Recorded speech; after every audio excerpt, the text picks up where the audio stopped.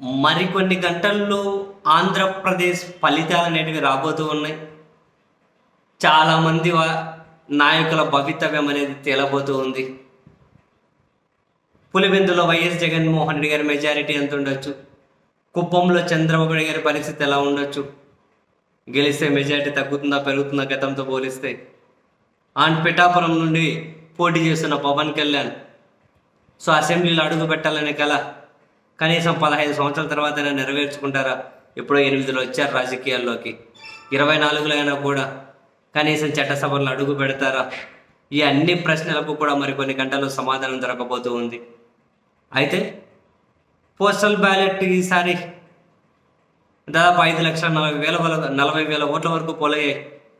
ఇదే కొంచెం టైం పట్టేటట్లుంది. ఆ తర్వాత ఈవీఎంలో ఓట్లు లెక్కిస్తారు.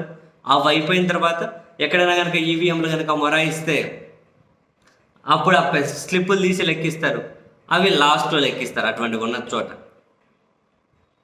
సో అదే సమయంలోనే ఈ 3 పార్టీల అధ్యక్షుల్లో వైసీపీ అధ్యక్షుడు, టీడీపీ అధ్యక్షుడు, జనసేన అధ్యక్షుడు, ఈ 3 పార్టీల అధ్యక్షుల్లో మొదటి రిజల్ట్ మాత్రం పవన్ కళ్యాణ్దే వస్తుంది. ఈ ముగ్గురులో జగన్ది చంద్రబాబుది రావాలంటే సాయంత్రం తర్వాతనే రావచ్చు వాళ్ళ రిజల్టు. ఎందుకంటే పిఠాపురంలో 18 రౌండ్లు అయితే పులివెందులో 22 రౌండ్లు ఉన్నాయి. కుప్పంలో ఇంకా కొన్ని ఎక్కువ ఉన్నాయి. ఒక రౌండ్కి 14 టేబుల్ ఏర్పాటు చేశారు. సో ఈ ముగ్గురు అధ్యక్షుల్లో మొదట పవన్ కళ్యాణ్దే వస్తుంది. కొంచెం మధ్యాహ్నం తర్వాతకే రావచ్చు. అండ్ ఓవరాల్గా రాష్ట్రంలో మొదటి ఫలితం మాత్రం గోదావరి జిల్లాల నుంచే వస్తుంది. మరి అది నరసాపురం అన్నా కావచ్చు, కొవ్వూరు అయినా కావచ్చు, నరసాపురం కానీ కొవ్వూరు కానీ.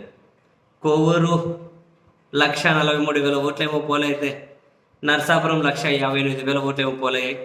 ఈ రెండిట్లోనే మొదటి ఫలితం రావాలి. అక్కడ ఏమైనా కనుక మొరాయించకపోతే 13 రౌండ్లే అక్కడ ఓట్ల లెక్కింపు. ఆ తర్వాత 14 రౌండ్లు పాలకొల్లు, ఆచంట ఇవి ఉన్నాయి. తర్వాత 15 రౌండ్లు అనుకుంటే మచిలీపట్నం, పెద్దాపురం ఇట్లా ఇవి రాబోతూ ఉన్నాయి. బట్ చివరిగా వచ్చేటివి మాత్రం రంపచోడవరం, చంద్రగిరి రావాలి. 29 రౌండ్ల లెక్కింపు ఉంటుంది. అండ్ వాటికంటే కొంచెం ముందు భీమిలి, పాణ్యం కూడా, అవి కూడా దాదాపు 25-26 రౌండ్ల ఓట్ల లెక్కింపు ఉంటుంది. అండ్ 21 రౌండ్ నుంచి 24 రౌండ్ల వరకు దాదాపు 60 నియోజకవర్గాలు ఉంటాయి. సో ఏదున్నా కూడా రాత్రి అయ్యేటట్లు ఉన్నాయి. పోస్టల్ బ్యాలెట్ కనుక డిలే అయితే ఇవి ఇంకా రాత్రి చీకటి పడిన తర్వాత వస్తూ ఉంటాయి. బట్ ఒకటైతే ఫ్యాక్ట్, అంటే ఇంకో ఫ్యాక్ట్ ఏంటి అంటే ఈవీఎం ఓట్లు లెక్క పెట్టిన తర్వాత, పోస్టల్ బ్యాలెట్ అయిపోయి ఈవీఎం ఓట్లు లెక్క పెట్టిన తర్వాత మొదటి 3 గంటల్లోనే గోదావరి జిల్లాల నుండి 7 నుంచి 8 నియోజకవర్గాల ఫలితాలే ప్రకటించేయచ్చు మొదటి 3 గంటల్లోనే. బట్ ఫస్ట్ అయితే నరసాపురం కానీ కొవ్వూరు కానీ రావాలి. ఆ తర్వాత ఇక మిగతా వరుస పెట్టి వస్తూ ఉంటాయి. అంటే మొత్తం మీద ప్రపంచంలో చాలామంది తెలుగు వాళ్ళు ఎక్కడున్నా కూడా టెన్షన్తో ఎదురు చూస్తున్నటువంటి ఫలితాలు రాబోతూ ఉన్నాయి.